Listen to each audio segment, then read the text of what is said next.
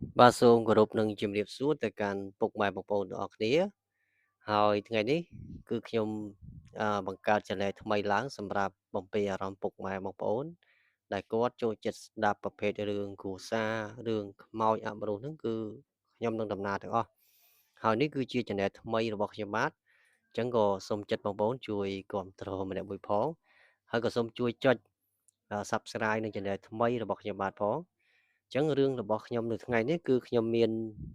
ចំនួនមួយរឿងសម្រាប់យកមកដំណើរចែកជូនទៅកាន់បងប្អូនតែរឿងនេះគឺមិនមែនជារឿងអាគមឬក៏រឿងខ្មោចអីទេគ្រាន់តែជារឿងគ្រួសារទេហើយប្រិមិត្តរបស់យើងម្នាក់ហ្នឹងគាត់បានចែកចំណែកមកកាន់ខ្ញុំណាអញ្ចឹងវាថ្មីសាឡាងហើយបងប្អូនអញ្ចឹងមានតែពឹងបងប្អូនជួយគ្រប់គ្រងនៅ channel ថ្មីរបស់ខ្ញុំបាទផងហើយវីដេអូនេះគឺជាវីដេអូទី1ដែរដោយសារតែប្រិមិត្តម្នាក់ហ្នឹងគឺគាត់បានចែករំលែកនៅសាច់រឿងជីវិតពិតរបស់គាត់ណាដែលគាត់ហ្នឹងគឺជាមនុស្សស្រីហៅថាជាកូនចិញ្ចឹមណា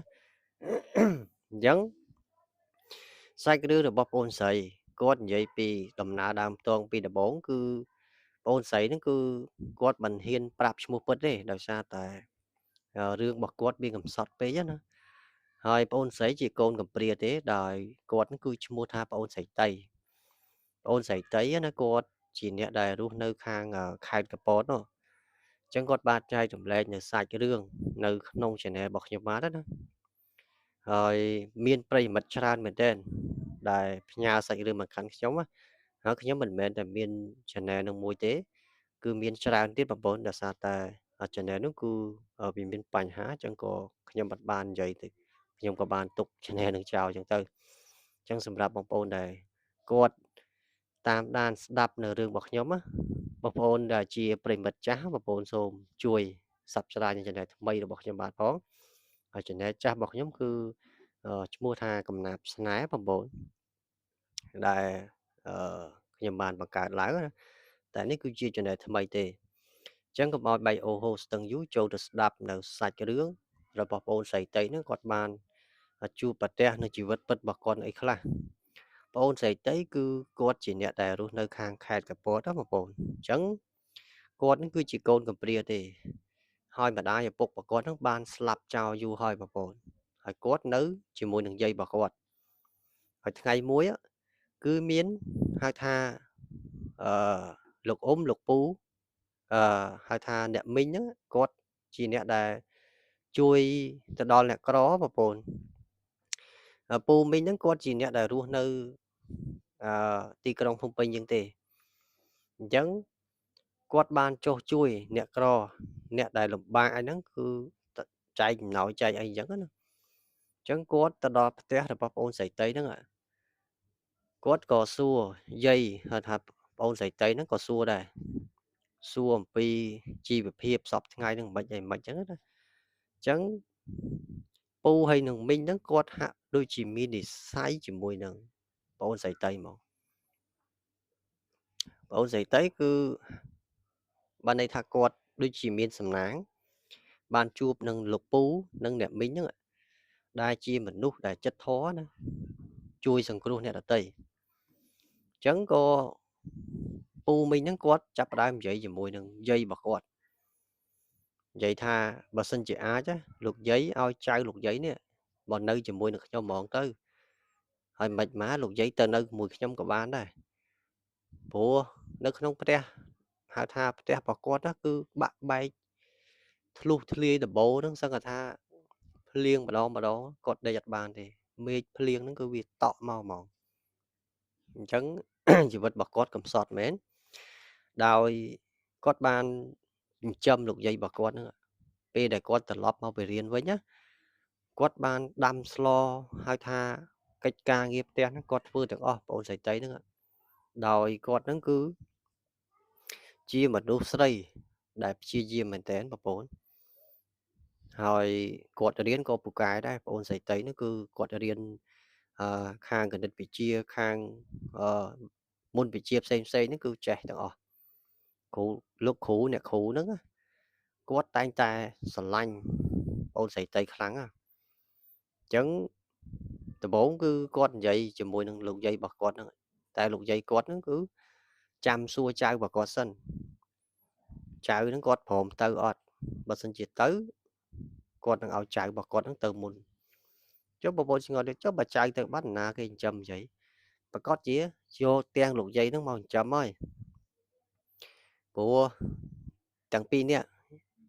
ចៅនិងយាយនោះខ្វះគ្នាអត់បានទេតាណាមកណាគឺត្រូវតែមានគ្នាមកអញ្ចឹងលោកពូអ្នកមីងហ្នឹងគាត់ជាមនុស្សដែលចិត្តល្អសប្បុរសធម៌ណាជួយគេច្រើនអញ្ចឹងគាត់យកលោកយាយជាមួយនឹងប្អូនស្រីទៅនៅនឹងផ្ទះហ្មងហើយតែប្រពិតគាត់ជាមនុស្សដែលរស់នៅខាងជនបទណាពេលដែលគាត់មកពេញដំបូងគាត់មិនដឹងថាអ្វីជាអ្វីទេសូម្បីតែការចូលបន្ទប់ទឹកបង្គន់ហ្នឹងគេមិនមែនប្រើបង្គន់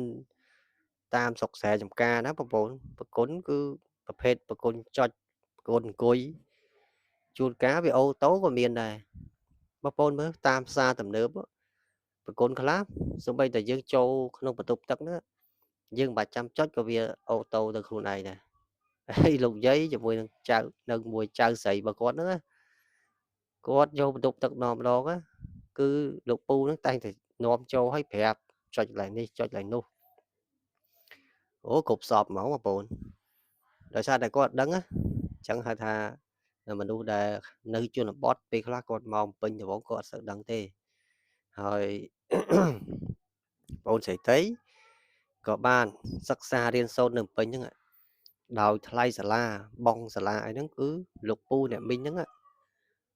គាត់ជាអ្នកបងឲ្យមកមួយខែចូល50រៀលជាងអញ្ចឹងគាត់នៅហ្នឹងគឺមិនមែនថាមកនៅ free ទេគឺគាត់ធ្វើការងារផ្ទះឲ្យលោកពូអ្នកមីងហ្នឹងដែលគាត់ហ្នឹងគឺជាមនុស្សដែលសប្បុរសធម៌ចិត្តល្អមែនទែនតែពូមីងហ្នឹងគឺមានកូន2 3នាក់ដែរនៅក្នុងផ្ទះហ្នឹងហើយផ្ទះរបស់គាត់គឺមិនមែនកន្លែងទេផ្ទះគាត់ហ្នឹងគឺច្រើនកន្លែងមែនទែនបងប្អូនគ្រប់ខេត្តហ្មងផ្ទះណាក៏មានខេត្តណាក៏មានដែរអញ្ចឹងច្រើនមែនទែនអញ្ចឹងអូនស្រីក៏ចាប់ផ្ដើមគិតក្នុងចិត្តគាត់មើលទៅកូនរបស់ហៅថាអ្នកមានគុណរបស់គាត់មើលទៅហាក់បីដូចជាមានក្តីសុខមែនទែនគាត់ឈរបដាគាត់មើលបដាព្រោះក្នុងផ្ទះថ្មរបស់គាត់គឺមានគ្រឿងសង្ហារឹមទំនើបសាឡុងអង្គុយស្បែកសុទ្ធរហូតទុនមែនទែនតែគាត់មិនអាចទៅអង្គុយបានទេព្រោះដោយសារតែបែងចែកអតាច់អ្នកដែលធ្វើការងារផ្ទះអ្នកដែលហៅថាម្ចាស់ផ្ទះណាអញ្ចឹងគាត់បានន័យថាគាត់នឹងគឺមិនថារើសអើមទៅប្អូនស្រីតីនិងយាយរបស់គាត់ទេដោយសារតែកូនរបស់គាត់ហ្នឹងគឺហាក់បីដូចជាមានការពេបជ្រាយទៅកាន់ប្អូនស្រីតីដោយសារតែគាត់ជាក្មេងកំព្រាម្នាក់ដែលប៉ាម៉ាក់របស់គាត់ហ្នឹងយកមកចិញ្ចឹមក្នុងផ្ទះហ្នឹងអញ្ចឹងគាត់មានការពេបជ្រាយខ្លាំងដែរមើលងាយមើលអីចឹងទៅនិយាយប្រឆិតប្រឈៀងចឹងទៅបងស្រីតីឮក៏គាត់មិនអន់ចិត្តដែរដោយសារតែគាត់ដូចជាអ្វីដែលគេនិយាយទៅហើយជាកូនដែលគ្មានឪពុកម្ដាយជាកូនដែលកំព្រាជាកូនដែលនៅជាមួយនឹងលោកយាយចុះអត់ពីម្ដាយឪពុករបស់គាត់ហ្នឹងគឺគាត់នៅជាមួយនឹងយាយរបស់គាត់ហើយមិនដឹងថាទីពឹងនរណាទេ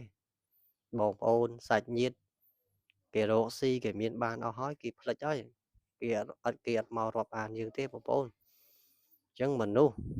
ហៅថាពេលដែលយើងគ្មានទ្រព្យសម្បត្តិអីក្នុងខ្លួនគ្មានយសស័ក្តិបន់ហៅថាមានស័ក្តិខ្ពស់អីទេគេមិនសូវរាប់អានប្រហែលទេហើយគេក៏មិនសូវចង់ស្គាល់យើងប្រហែលដែរពេលដែលយើងក្រណាបើសិនជាយើងនិយាយឲ្យស្រួលស្ដាប់ណាពេលដែលយើងក្រគឺសាច់ញាតិបងប្អូនក៏មិនចង់រាប់យើងដែរអញ្ចឹងមានតែការខំប្រឹងបងប្អូនអ្វីគឺមិនបានដោយងាយទេលុយវាមិនធ្លាក់មកពីលើមេឃទេទោះតែយើងទៅរកបានលុយនឹងវាបានមកតិចច្រើនគឺវាបានកុំឲ្យតែយើងខ្ជិលនៅផ្ទះដេកស៊ីអាហ្នឹងគឺចប់ហើយមិនមែនជាមនុស្សទេអញ្ចឹងបងស្រីទៅរស់នៅក្នុងផ្ទះរយៈពេល1ឆ្នាំជាងហើយយាយរបស់គាត់ក៏បានទទួលមរណកាលហៅថាស្លាប់បាត់ទៅ ចឹងគាត់រស់នៅជាមួយនឹងលោកពូអ្នកមីងទៀតដែលជាត្រូវជាអ្នកដែលមានគុណណាហើយគាត់ពូមីងហ្នឹងគាត់ស្រឡាញ់ដូចជាកូនចឹងក៏ប៉ុន្តែគាត់មិនមែនថាស្រឡាញ់អីលើសកូនបកើតគាត់ប្រមាណទេគាត់និយាយថាអាចនិយាយបានថាគាត់លំអៀងតិចចុះដោយសារតែគាត់ដេកនៅក្នុងបន្ទប់ជាមួយនឹងអ្នកបម្រើហើយកូនគាត់ដេកនៅក្នុងបន្ទប់សិតតែសឡុងម៉ាស៊ីនត្រជាក់ពូកខ្នើយអីប្រែនណាចឹងពេលដែលដល់ថ្ងៃកំណើត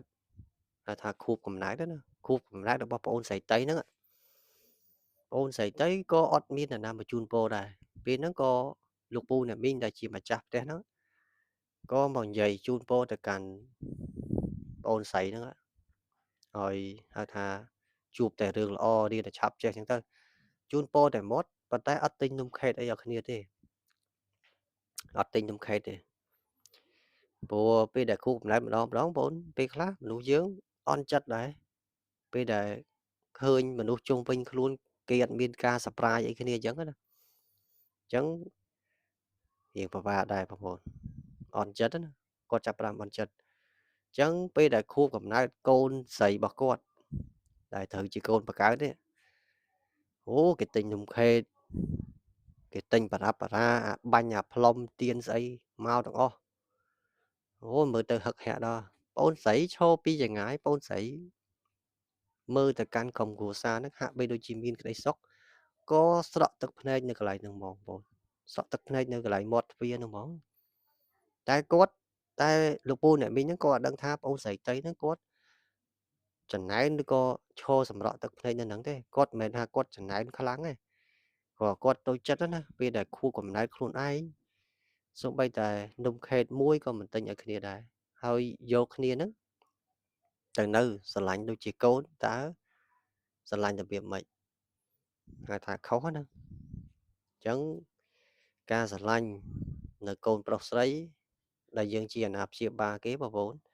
ពេលខ្លះយើងស្រឡាញ់លំអៀងក៏គាត់អន់ចិត្តដែរក្មេងអត់ដូចជាមនុស្សចាស់ទេពេលខ្លះគាត់គិតខ្លីក៏មានដែរលូតទឹកលូតអីក៏មានដែរដោយសារតែពាក្យសម្ដីរបស់យើងវាប្រើធ្ងន់ទៅលើកូនរបស់យើងហៅថាសម្ដីគឺជាអាវុធដែលមុតស្រួចចាក់ចូលបេះដូងរបស់យើងហ្មងបងប្អូនគ្មានអាវុធណាខ្លាំងក្រៅពីសម្ដីរបស់មនុស្សទេបងប្អូនហើយបងប្អូនខ្លះគាត់ខ្ញុំនិយាយប៉ុណ្ណឹងបងប្អូនអត់យល់ទេបងប្អូនគិតតែប៉ុណ្ណេះមនុស្សហៅថានៅក្នុងប្រទេសមួយដែលជាអ្នកដែលគ្រប់គ្រងគេបងប្អូនពេលដែលមានឆ្លោះជាមួយនឹងប្រទេសគេដូចជាសពថ្ងៃប្រទេសសៀមនិងប្រទេសខ្មែររបស់យើងបងប្អូនមានការឆ្លោះគ្នាពេលដែលឆ្លោះគ្នានិយាយគ្នាត្រូវក៏បាញ់គ្នាដោយសារអីមិនដោយសារតែសម្ដីបងប្អូនអានឹងសម្ដីហ្នឹងគឺបានន័យថាបញ្ជាឲ្យវាយគឺវាយមកហ្នឹងហៅថាសម្ដីហៅថាគឺជាអាវុធតែមុតស្រួចណាគ្រាន់តែហាមាត់ថាដាក់គឺដាក់ហើយក៏ប៉ុន្តែបងកងទ័ពដែលជួមុខគាត់រងចាំតែបញ្ជាទេហើយប្រទេសខ្មែររបស់យើងមិនដែលមានចិត្តបំពេញទៅលើប្រទេសគេក៏ប៉ុន្តែដោយសារតែគ្មានជំរឿបងប្អូនយើងត្រូវតែមានសិទ្ធិការពារខ្លួនបន្តិចបើសិនជាយើងធ្វើសោតពេកខ្មាំងវាគិតថាយើងនឹងអន់ជាមនុស្សដែរមិនខ្លាចវាដាក់ឲ្យបាសជើងមកប្រទេសនោះមើលអានេះខ្ញុំគ្រាន់តែជាយោបល់របស់ខ្ញុំទេអញ្ចឹងបកមករឿងយូរវិញបងអូនស្រីតីគាត់ចាប់ផ្ដើមមានអារម្មណ៍ថាគាត់លែងចង់នៅផ្ទះហើយព្រោះគាត់អត់បានទទួលភាពកក់ក្ដៅពីលោកពូនិងអ្នកមីងហ្នឹងទេលោកពូអ្នកមីងហ្នឹងគាត់ហាក់បីដូចជាប្រងើយកន្តើយជាមួយគាត់ណាប្រងើយមែនបងពេលដែលព្រលឹមឡើងលោកពូអ្នកមីងហ្នឹងគាត់តែងតែចេញទៅធ្វើការចោលគាត់រហូតហើយគាត់ក៏ទៅរៀនដែរពេលដែលមកដល់ផ្ទះវិញពេលខ្លះបាយក៏អត់សូវមានហូបដែរព្រោះអ្នកបម្រើក្នុងផ្ទះហ្នឹងពេលខ្លះគាត់ធ្វើការអត់គ្រប់ចុងជ្រោយទេបាយសម្លអីហ្នឹងគឺមិនទុកឲ្យបងអូនស្រីតីហូបទេសុកចិត្តសល់ចាក់ឲ្យឆ្មាស៊ីក៏មានដែរអញ្ចឹងគាត់មិនដឹងថាត្រូវធ្វើម៉េចគាត់ក៏ទៅទិញបាយនៅឯផ្សារហូបទៅហូបហៅថាមួយពេលសិនទៅ ព្រោះក្រុមគ្រួសារហ្នឹងបងប្អូនគាត់ហាក់បីដូចជាមានភាពរើសអើងទៅកាន់ប្អូនស្រីតីណាអញ្ចឹងប្អូនស្រីតីគឺគាត់គិតក្នុងចិត្តហើយគាត់ថានឹងខិតខំរៀនឲ្យបានខ្ពស់នឹងមានការងារធ្វើគាត់នឹងហៅថាទិញផ្ទះមួយដ៏ល្អនៅតែម្នាក់ឯងទេហើយជីវិតរបស់គាត់គឺអត់មានអ្នកណាជួយអីក្រៅពីលោកពូអ្នកមីងហ្នឹងទេដែលជាអ្នកមានគុណណាក៏ប៉ុន្តែគាត់ជួយហ្នឹងគឺលក្ខណៈថាមើលទៅដូចជាមាននិស្ស័យអញ្ចឹងឯងគាត់យកមកចិញ្ចឹមណាហើយយើងនិយាយឲ្យសួរស្ដាប់គឺជាកូនចិញ្ចឹមចុះរាល់ថ្ងៃគាត់ហៅតែកូនកូនអញ្ចឹងទៅតែកូនតែមាត់ទេហើយកូនបកើតគាត់ហ្នឹងគឺឲ្យតែមកដល់ផ្ទះភ្លាមហ្នឹងគឺអត់មានកាន់សភៅមើលមេរៀនមើលអីទេដល់ផ្ទះភ្លាមផ្លឹបទូរស័ព្ទវាយហ្គេមវាយអីដល់ថ្ងៃប្រឡងអត់មានប្រឡងជាប់ទេធ្លាក់ក្ដុកហើយចំណែកបងស្រីតីដល់ថ្ងៃប្រឡងចិត្តដល់ថ្ងៃប្រឡងហ្នឹងគាត់នៅតែរៀនរហូតសៀវភៅរបស់គាត់ហ្នឹងគាត់មើលជាប់រៀនគួរក៏គាត់រៀនហើយរៀនគួរហ្នឹងលុយរបស់គាត់ផ្សេងទេលុយដែលក្រៅម៉ោងការសិក្សារបស់គាត់ហ្នឹងគាត់ធ្វើការបានលុយហ្នឹងគាត់យកទៅរៀនគួរ1ម៉ោងដូចជា$5គេយកណាលោកគ្រូហ្នឹងអ្នកយករៀនគួរក៏រៀនក្រៅម៉ោងហ្នឹងគេរៀនខាងភាសាអង់គ្លេសភាសាចិនហៅថាភាសាកូរ៉េបងប្អូនបកប្រែចិនកូរ៉េអញ្ចឹងទៅអញ្ចឹងបងប្អូនស្រីបន្តរៀនរហូតរយៈពេល3ឆ្នាំ3ឆ្នាំបងប្អូនស្រីក៏បានឈានទៅដល់ហៅថារៀនដល់និស្សិតឆ្នាំទី2ទី3ហ្នឹងក៏បងប្អូនស្រីចាប់ផ្ដើមមានកំណត់ថាចង់ធ្វើគ្រូមកធ្វើគ្រូបង្រៀនគេដោយសារតែគាត់ចេះខ្លាំងដែរអញ្ចឹងគាត់ក៏ដាក់ពាក្យតាមសាលាឯកជនផ្សេងៗហ្នឹងក៏ជាប់ទៅហើយគាត់ក៏បានបង្រៀនសិស្សទាំងអស់ហ្នឹងតែត្រូវជាសិស្សរបស់គាត់គាត់ជាគ្រូល្អអញ្ចឹងឪពុកម្ដាយឬក៏